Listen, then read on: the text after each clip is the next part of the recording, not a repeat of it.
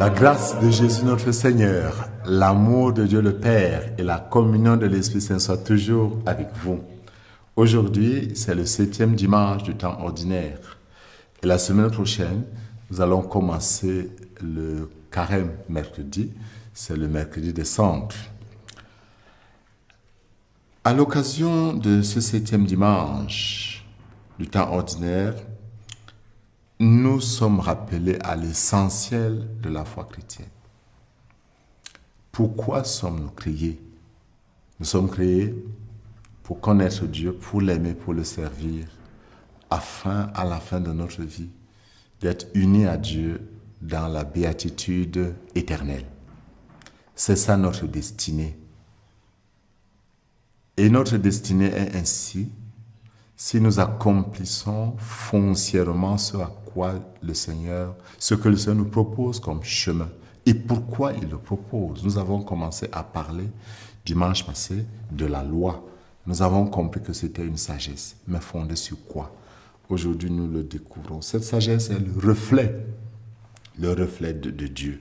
Voilà pourquoi à la fin du texte que nous lisons aujourd'hui, il est dit: vous donc, vous serez parfaits, comme votre Père céleste est parfait. Et dans le livre du Lévitique, il était écrit: le Seigneur parla à Moïse et dit: parle à toute l'assemblée des fils d'Israël, tu leur diras: soyez saints, car moi, le Seigneur votre Dieu, je suis saint. Donc, en réalité, notre être de l'homme, c'est une reproduction de l'image de Dieu. Nous ne sommes pas appelés à inventer. Nous ne sommes pas appelés à aller vers le néant. Nous sommes appelés à aller vers notre source. Soyez parfaits, comme votre Père céleste est parfait.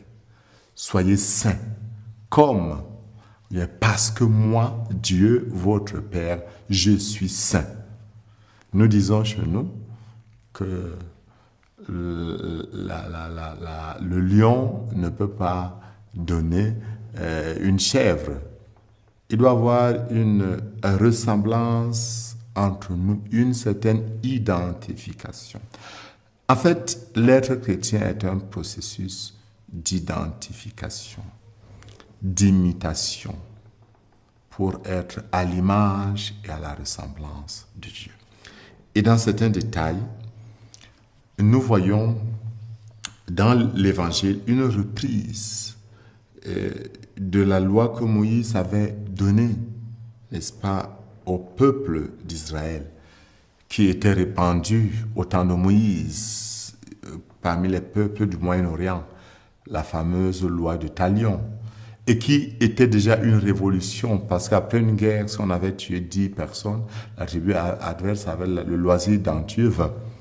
Et alors, Moïse règle ce problème, œil pour œil, dent pour dent, une équivalence, la justice rétributive. Mais Dieu veut que nous allions au-delà de ça, parce que lui-même n'est pas comme ça. Donc, même si la justice a une certaine valeur, nous sommes appelés à dépasser la justice. Alors le Seigneur s'arroge le droit d'aller au-delà de la justice humaine normale. Et c'est ça donc la perfection, c'est ça la sainteté, aller au-delà de la justice humaine normale. Donc si c'est œil pour œil, le Seigneur dit non, on ne riposte pas aux méchants. Si quelqu'un te réquisitionne pour faire 1000 pas, fais-en 2000. Et il va même jusqu'à nous demander ce qui est, il faut l'admettre, très difficile, l'amour des ennemis. Aimer ceux qui ne nous aiment pas, leur vouloir du bien, même si eux, ils nous veulent du mal. Parce que le juste, comme le dit le psaume, ne désire pas le malheur d'autrui. Mais nous ne le faisons pas parce que nous l'inventons. Nous le faisons à l'image et à la ressemblance de notre Père. Car il fait lever son soleil sur les méchants et sur les bons. Il fait tomber la pluie sur les justes et sur les injustes. Si nous aimons seulement ceux qui nous aiment, nous dit Jésus, on ne fait rien de merveilleux. Je dois quand même avouer que c'est une interpellation très forte. et que le réaliser n'est pas évident, que faire? Je crois qu'il faut admettre très simplement qu'on n'a pas cette force et se mettre à genoux pour supplier le Seigneur de nous donner la grâce de changer notre regard envers ceux qui nous veulent du mal, ceux qui gardent notre nom, ceux qui parlent mal de nous, ceux qui ne désirent pas notre épanouissement, ceux qui nous ont blessés. Prier pour eux et faire ce pas de remettre la dette. Remettre la dette, c'est ne plus vouloir du mal.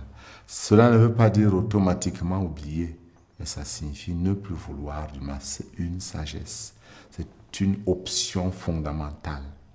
Alors, tout en priant pour nos bienfaiteurs, offrons aussi au Seigneur ceux qui nous ont blessés.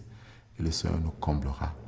Notre justice dépassera ainsi la justice des pharisiens. Et qu'en ce saint jour, le Seigneur, dans sa miséricorde, vous bénisse.